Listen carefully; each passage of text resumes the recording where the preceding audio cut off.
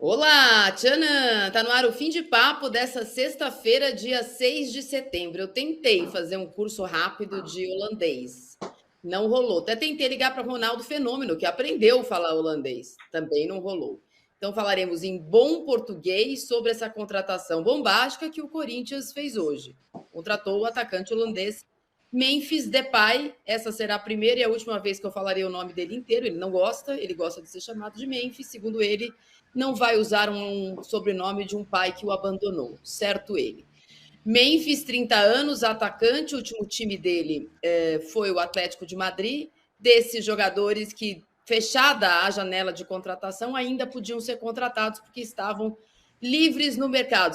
Sabe aqueles que não custam nada? Para o Corinthians vai custar 70 milhões por 2 anos. Falaremos sobre essa contratação, sobre o impacto esportivo disso e sobre o impacto financeiro também. A gente tem também data FIFA, porque depois de tudo que aconteceu essa semana, chegou o dia do né? Chegou o dia de tirar o Brasil da sexta posição das eliminatórias para a Copa de 2026. Em Curitiba, o Brasil vai jogar com o Equador. Durante a semana perdeu o Pedro, perdeu o Militão, e é um Dorival que se diz e sabe, pressionado, que vai para essa partida. A gente vai falar bastante também desse jogo do Brasil. Primeiro vou dar as boas-vindas ao Renato, ao Casão e a minha amiga Alice, e ao nosso convidado especial que vai estar com a gente um tempinho, o Thiago Arantes, direto de Barcelona, por onde o Memphis já passou. Ele já passou até na Arena Corinthians, já vi gol dele na Arena Corinthians, já tem um pezinho lá na Copa de 2014, quando a Holanda jogou com o Chile lá, eu fiz esse jogo pela Fox. Ele fez um dos gols da Holanda. Aí na semifinal contra a Argentina não fez nada, mas vou lembrar do dia que ele fez, para tentar ficar um pouco mais esperançosa. Antes disso, vou pedir para você deixar o seu like e o seu voto sobre essa contratação que mexeu com corintianos. E antes, o povo está em polvorosa. O que você achou da contratação do Memphis pelo Corinthians? Ótimo, vai salvar o time. Ok, vai dar. Vamos ver no que dá. Medo, custou muito caro. Ainda vai custar. Ou última, não vai resolver o problema ou os problemas. Renato, queria que você votasse. E aí a gente vai conseguir já dar um pontapé inicial para o Thiago contar para a gente sobre essa negociação.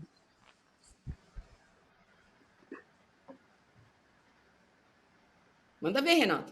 Caiu o Thiago? Caiu o Thiago? Não, manda ver se eu voto primeiro e depois a gente passa a bola para o Thiago. Perdão. É que você deu uma travada, eu não ouvi você fazer a pergunta para mim, me desculpe. Qual foi exatamente a pergunta para eu não responder uma que nem Tite? Pergunta uma coisa e ele responde outra. Não. Botei na enquete. Pedi para você votar na nossa enquete e a gente passa a bola para o Thiago, todos o passo a passo da chegada do holandês ao Corinthians. Bom, eu não sou corintiano, mas se eu fosse, eu diria que dá medo. Dá medo porque o Corinthians deve mais de 2 bilhões e faz uma contratação como essa, devendo a Deus e todo mundo. Tecnicamente, eu acho que será uma boa contratação. Não é um jogador no auge, longe disso, mas de qualquer maneira, para o nosso nível de futebol, eu acho que ele ainda vai fazer espuma por aqui, sim. E votei que dá medo. Tiago, já vou dar boa tarde e um beijo para o Casagrande e 2 beijos para a Alicia. E vou pedir, Tiago, para você fazer esse panorama dessa janela, né? Primeiro da carreira dele, começa no PSV, vai para o Manchester United, volta para a França, vai para o Barcelona, do Barcelona para o Atlético de Madrid, com aquele negócio meio eletrocardiograma na carreira, muito alto, muito baixo, muito alto, muito baixo. Jogou a última Eurocopa, jogou até a semifinal, saiu até machucado no jogo contra a Inglaterra. Como é que foi esse verão europeu que fez ele chegar no inverno brasileiro?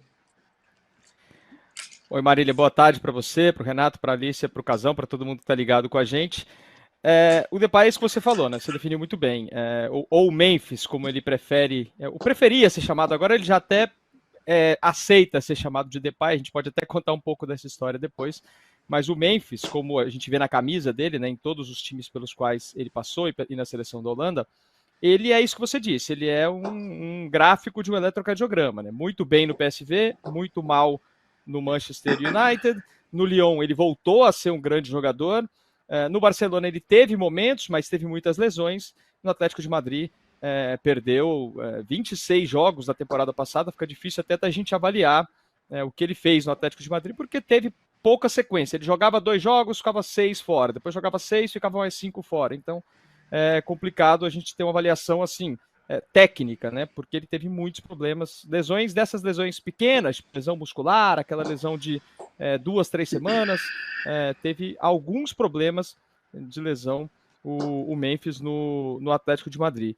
Mas o que aconteceu e que foi decisivo, né, para essa trajetória dele nessa última janela foi realmente a lesão da Eurocopa.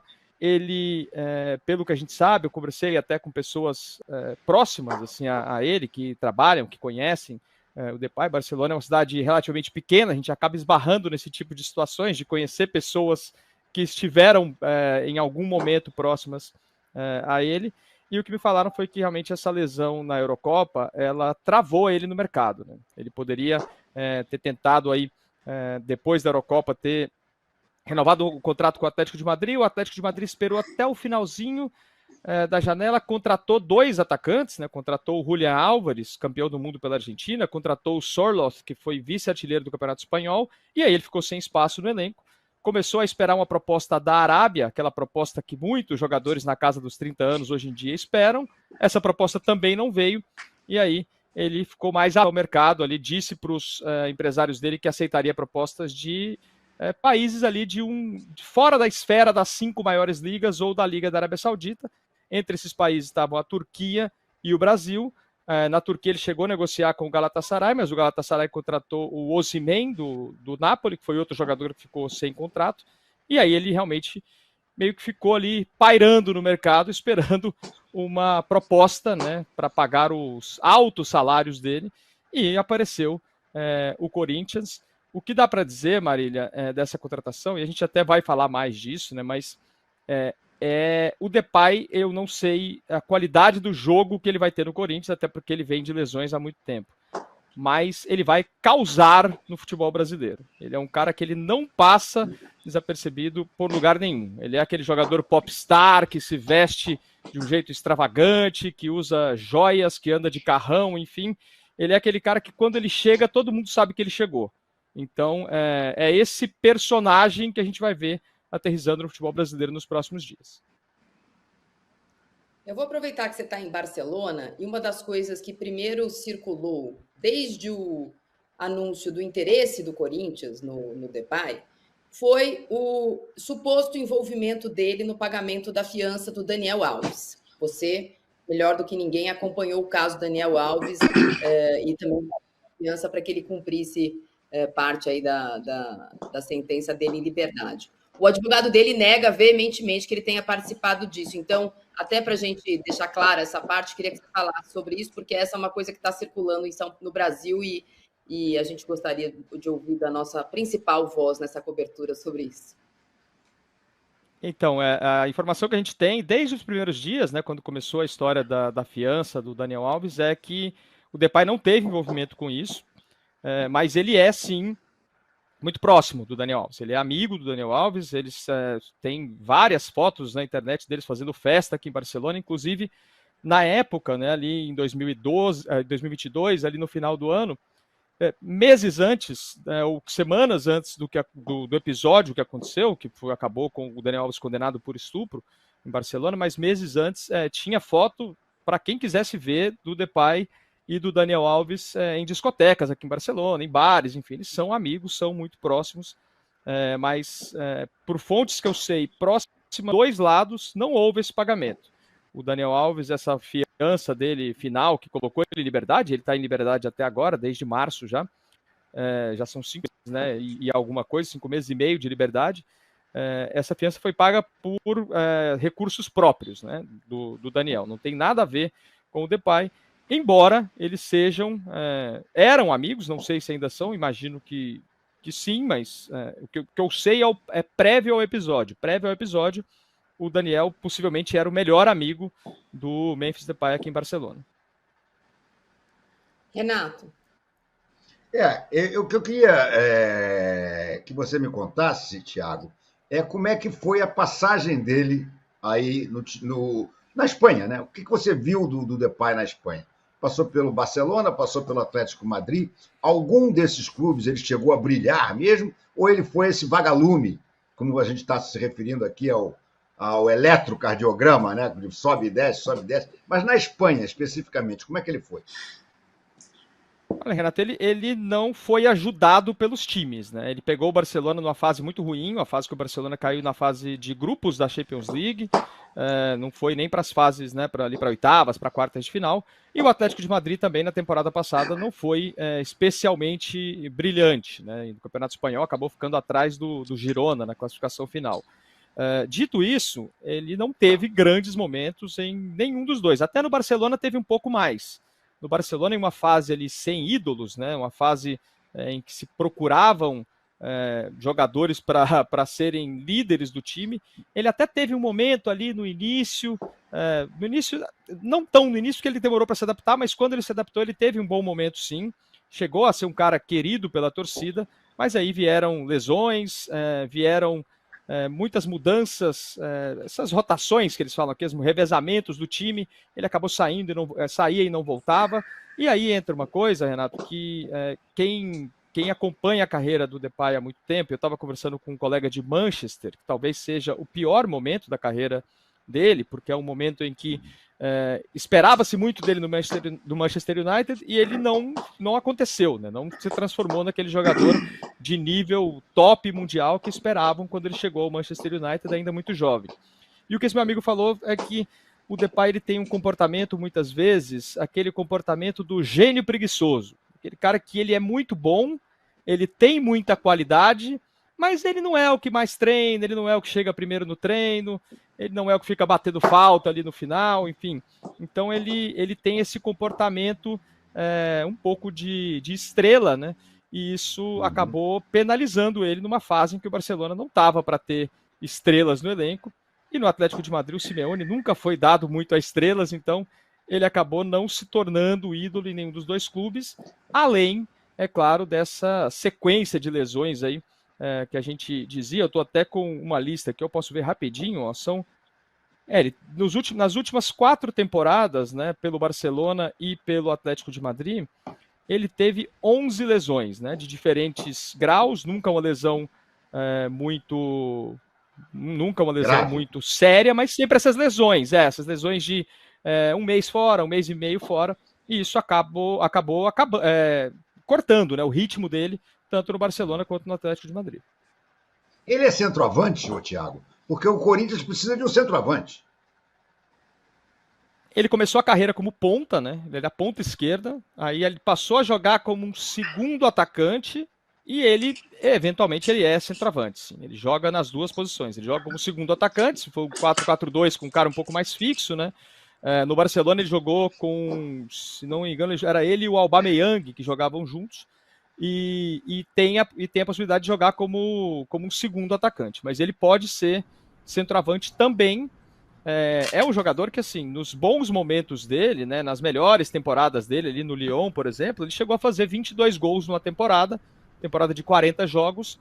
Não tá ruim, mas ele não é aquele atacante que vai te entregar ali 28, 30 gols numa temporada. Não é para a gente comparar com um atacante que não vai poder fazer isso mais nessa temporada, mas não é o Pedro, por exemplo, que vai fazer 30 gols numa temporada. Thiago, deixa eu te perguntar uma coisa. Vai, Alice. Fala, amiga. Não, é que na verdade eu só do cotovelo, estava tão quietinha. Eu ia falar, cadê a Alice? Não, tava esperando aqui, pegando as informações do... Agora com o Flávio Lopes. Comparou com o Pedro, acho justo, na sequência, essa comparação. Vai, Alice. Vamos fazer daqui uns meses, né? Mas a minha dúvida em relação ao Memphis, ao Depay, primeiro em relação ao tal projeto que foi apresentado a ele, né? Porque uma das notícias que foi publicada dizia respeito a um projeto que teria seduzido o jogador a vir para o Brasil. Quando a gente olha para a situação atual do Corinthians, é um pouco difícil entender onde que alguma coisa pareceu tão promissora para o cara abrir mão de uma carreira lá fora, né? Na Europa, na Arábia e tal. E aí me leva talvez ao segundo ponto, mais associado a esse, que o quanto a gente deve ler sobre a atual condição dele, mesmo ele tendo estado, né, na Eurocopa, e a Holanda ter ido bem, enfim, ele ter todo esse papel dentro da sua seleção, o quanto o fato de ele não ter propostas lá diz a respeito do atual momento dele. Porque a gente olha no papel e fala, é um jogador de 30 anos, titular da seleção da Holanda. Pô, parece maravilhoso. Ao mesmo tempo, o cara não teve proposta para ficar na Europa, nenhuma proposta melhor do que a proposta do Corinthians, né? E que supostamente apresentou um projeto. E aí a outra, vou colocar mais um ponto aqui também para a gente debater, que é em relação a essa parte física. O Corinthians está se comprometendo a pagar quase 3 milhões de reais por mês com dinheiro que a gente não sabe, né, de onde vem, vamos discutir aqui, né, doping financeiro e todos esses problemas, para um jogador com uma condição física bastante preocupante, né? Todas essas lesões que o Thiago citou. E se o cara vem aqui, ele é o salvador da pátria, vai ganhar 3 milhões por mês, 2,9 milhões por mês, e o cara se machuca, né? Foi feita uma análise de risco nessa contratação, que me parece bastante arriscado, especialmente para quem não tem dinheiro, né? Alice, assim, o principal, acho que o que mais seduz o Depay nessa história toda, eu acho que nem. Primeiro, não é o dinheiro, né? O Depay não precisa de. Com o que ele já ganhou na carreira dele, ele não é um cara que precise de dinheiro hoje. E o que o Corinthians vai pagar para ele, que são 3 milhões de reais por mês, né? Hoje, com a cotação do euro, enfim, ele ganharia, esperando um pouco mais, ele ganharia jogando na Grécia, por exemplo, ou na Turquia, enfim, em outro mercado. Só que o Depay ele tem um certo fascínio com o Brasil também, né? A Copa de 2014 foi muito importante para a carreira dele. Quem conhece ele diz que ele curtiu bastante, e por curtir a gente pode ampliar todos os significados do verbo durante a Copa de 2014 no Brasil. Ele gosta de festa, enfim, ele gosta de uma bagunça, né, o Depay. Ele já fazia isso aqui em Barcelona, fazia na França. Né, Thiago? Ele, inclusive, depois da Copa, fez uma tatuagem do Rio de Janeiro. Né? Ele tem um Cristo Redentor do Rio de Janeiro tatuado. Isso, também. E ele tem várias conexões com o Brasil, assim. A cozinheira pessoal dele é brasileira, então ele gosta de pratos brasileiros, gosta de feijoada, gosta de pão de queijo, enfim. Ele é bem conectado com o Brasil. E o pai dele, né, a família paterna dele é de Gana, né? E na capital de Gana, em Accra, tem um bairro que é o bairro brasileiro, que eles falam lá, que eles chamam de bairro brasileiro, que é um lugar que tem futebol nas ruas, garotos jovens usando camisetas de time do Brasil, e o Depay cresceu um pouco nesse ambiente também, né? Então ele tem um certo fascínio pelo Brasil. A proposta do Corinthians certamente não é melhor do que outras propostas que ele poderia ter conseguido, mas acho que o fascínio de poder jogar no país onde ele brilhou numa Copa do Mundo, de poder jogar no país onde ele tem várias conexões pessoais, também conta muito para ele. E como eu disse no começo, acho que o Depay vai ser, independentemente do que ele jogar ou não, ele vai ser um dos grandes personagens aí do futebol brasileiro nos próximos anos, porque ele é aquele cara que, assim, ele não consegue ser discreto, né? Então, nem em campo, né? Em campo também ele tem um jeito mais ousado, ele tem um jeito de correr diferente, de andar diferente. É um cara que realmente chama a atenção. E é isso que ele vai ser no futebol brasileiro. Vai ser um ponto de atenção, sem dúvida nenhuma. O que ele vier a fazer depois, e aí eu concordo com a Alicia, que é muito arriscado, né? Pagar tanto para um jogador que tem todas essas lesões.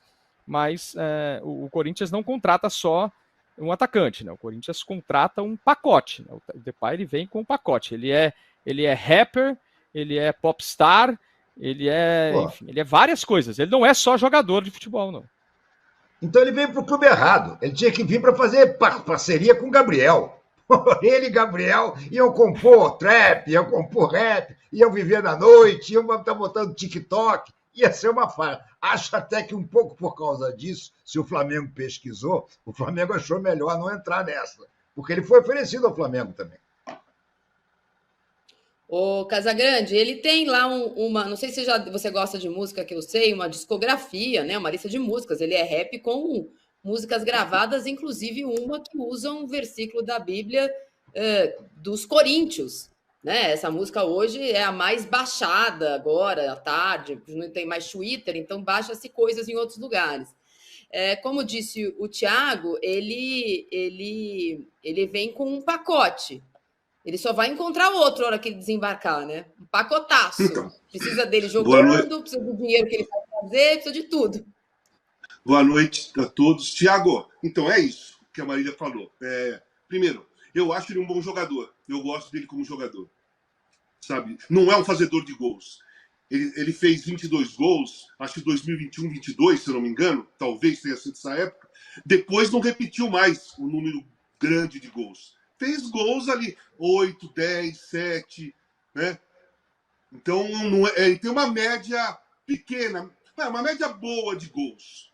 Que para o Corinthians, na realidade, nessa reta final, se for de peso, vai cair muito bem. Se ele fizer só 7 gols, e 7 gols que dê 3 pontos, ele vai cair muito bem. Então, o Corinthians não precisa de um volume de gols, precisa de gols que tenha peso.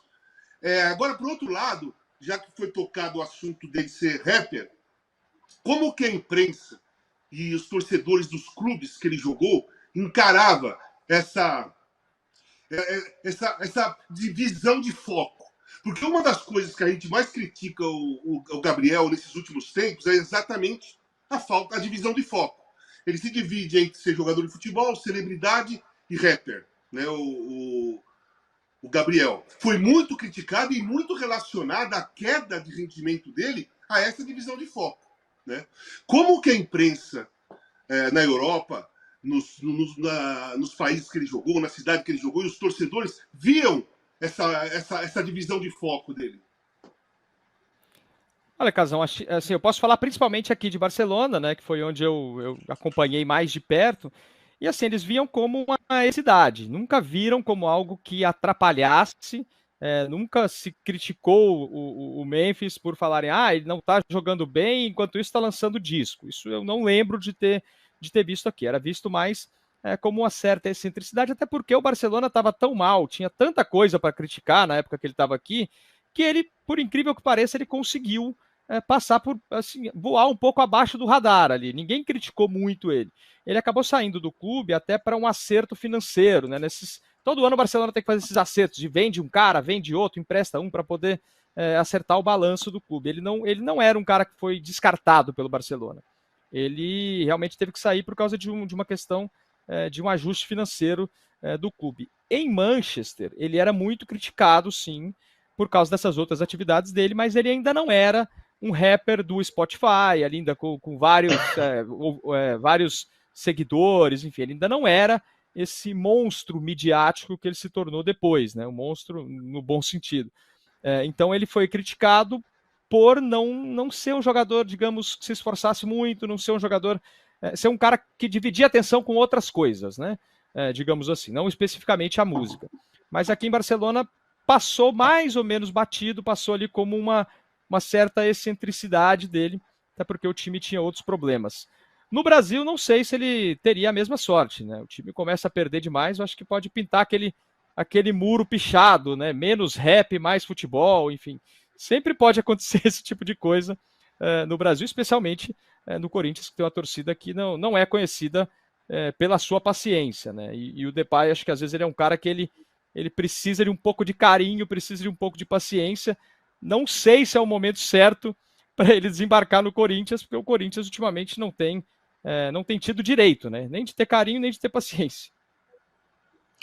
Ô, Tiago, eu queria que você falasse um pouquinho da repercussão dessa notícia por aí, né? No final da janela, essa movimentação que levou, dessa vez, menos dinheiro da Arábia Saudita, menos jogadores deixando a Europa, como foi no ano passado, menos impactante, os jogadores que deixaram os seus times para jogar na Arábia Saudita, como isso foi tratado aí em Barcelona e nas principais mídias daí, a vinda de um jogador muito midiático para jogar no Brasil. Você falou sobre a participação dele na Copa de 2014, só espero que não seja o Rames do Corinthians, porque o Rames no São Paulo era essa história também, não deu em nada.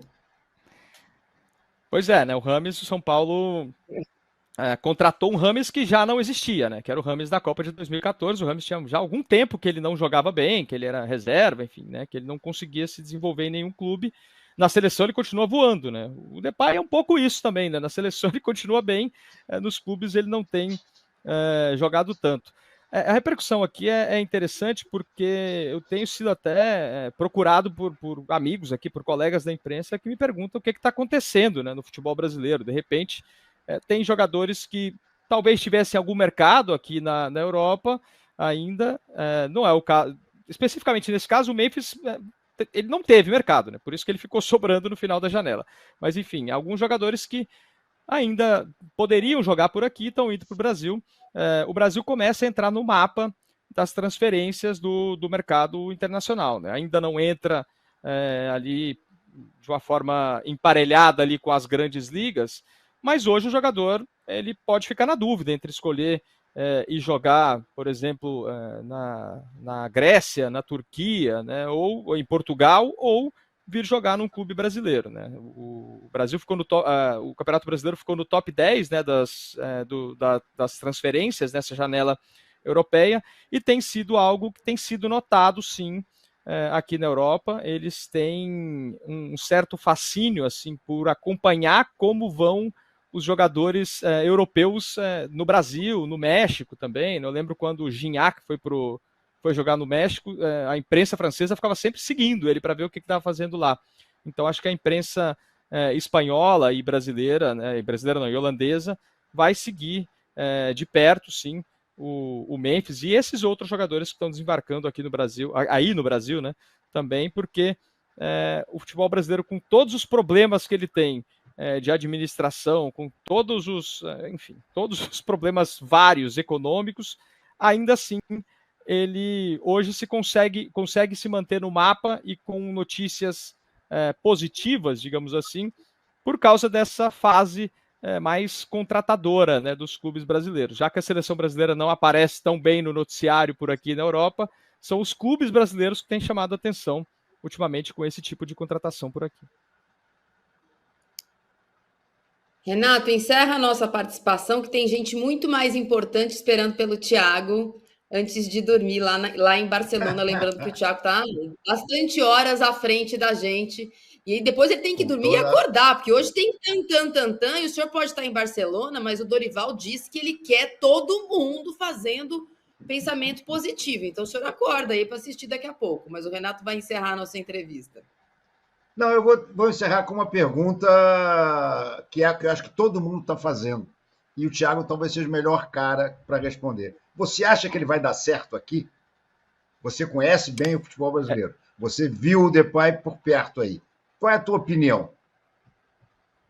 Olha, Renato, claro que sempre tem o si, né? Mas se o Depay conseguir não se lesionar muito, né? Se conseguir ter alguma sequência de jogos, eu acho que é o tipo de jogador que tem meio que a cara, assim, do futebol brasileiro, sabe? Aquele jogador que é um cara que ele é europeu por acaso, né? Ele nasceu na Europa por acaso. Ele tem um sangue ali africano, o pai dele é de Gana, enfim, mas ele tem essa malícia, ele tem essa característica que, se não tiver problemas de lesão, acho que ele pode se transformar num cara importante também em campo, né? E ser notado também em campo. Dos vários que desembarcam no Brasil, né, acho que talvez seja um dos que tem mais chance de dar certo. Ele tem algo ali que conecta o Depay com o futebol brasileiro, apesar dele ter nascido bem longe do Brasil. Qual